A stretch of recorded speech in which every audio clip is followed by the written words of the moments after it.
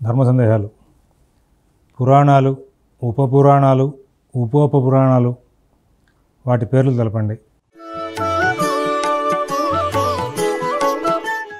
మనకి సహజంగా 18 పురాణాలు ఉన్నాయి. మద్వయం భద్వయం చైవ భ్రత్రయం వా చతుష్టయం అనాపద్లింగ కూస్కాని పురాణాన్ని పృథక్ పృథక్ అని చెప్తూ ఉంటారు.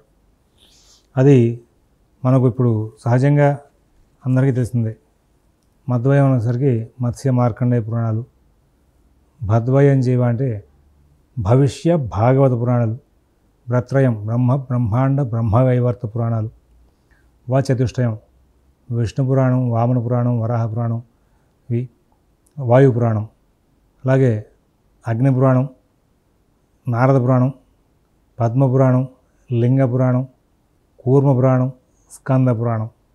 వీటితో 18 పురాణాలు ప్రధానమైన పురాణాలు పూర్తయినాయి. ఈ తర్వాత ఈ 18 పురాణాలతో పాటు ఉపపురాణాలను వచ్చినాయి.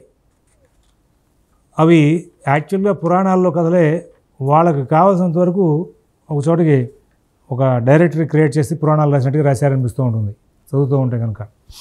సనత్ కుమార పురాణం, నరసింహ పురాణం, నారద పురాణం, శివధర్మ పురాణం, దూర్వాస పురాణం, కపిల పురాణం, మను పురాణం, ఉషసన పురాణం, వరుణ పురాణం, కాళికా పురాణం, సాంబ పురాణం, నందీశ్వర పురాణం, సౌర పురాణం, పరాశర పురాణం, ఆదిత్య పురాణం, మహేశ్వర పురాణం, భాగవత పురాణం, వశిష్ఠ పురాణం. ఇవి ఉపపురాణాలు.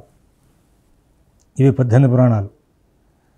యాక్చువల్లీ ఈ 18 పురాణాల్లో కూడా మనకి అక్కడ ఏవైతే కథలు మామూలుగా 18 పురాణాల్లో వచ్చినాయో అవే కథలు ఇక్కడ నడిచే అవకాశం వస్తుంది. తర్వాత ఉపోప పురాణాలు ఉన్నాయి. ఉప పురాణాలు ఉప సనత్ కుమార పురాణం, బృహన్నారదయ పురాణం, ఆదిత్య పురాణం, మానవ పురాణం, నందికేశ్వర పురాణం, కూర్మ పురాణం, భాగవత పురాణం, వశిష్ఠ పురాణం, భార్గవ పురాణం, ముద్గల పురాణం, కల్కి పురాణం, దేవి పురాణం, మహాభాగవతం, బృహద్ధర్మ పురాణం, పరానంద, వహ్ని, పశుపతి, హరివంశ పురాణం. ఇవి ఉప పురాణాలు.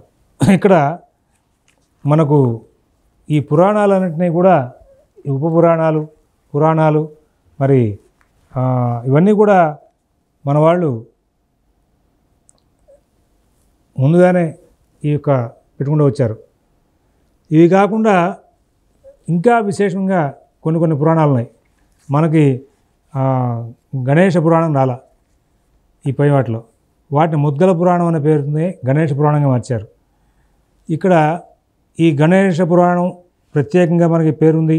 ముద్గల పురాణం గణేష్ పురాణం అయింది అంటే చాలామంది నమ్మేవాళ్ళు లేరు. ఉప పురాణాల్లో ముద్గల పురాణం ఉంది. ఆ ముద్గల పురాణమే గణపతి పురాణంగా, గణేష పురాణంగా వాళ్ళ ప్రస్తుతం ఖ్యాతిలోకి వచ్చింది. అయితే 18 పురాణాల్లో ఉన్న కథలే ఉపపురాణాల్లో పురాణాల్లో ఎక్కువగా మనకి దర్శనమిచ్చే అవకాశం వస్తుంది. సౌర పురాణం, సామపురాణం కూడా పేర్లు తేడాతోనే మనకి వస్తున్నాయి. సామపురాణం ఉపపురాణంలో ఉంది, సౌర పురాణం కూడా మనకి ఉపపురాణంలో ఉంది. అవి కూడా మరి పురాణాల్లో ఉన్నటువంటి కథలే ఇక్కడ అన్నీ కూడా ఆ సూర్యుడికి సంబంధించినవి కూడా ఒక చోట కేంద్రీకృతం చేసిన కారణంగా వాటిని సౌర పురాణం అని పేరు పెట్టేసి తీసుకుంటూ వచ్చారు. స్వస్తి.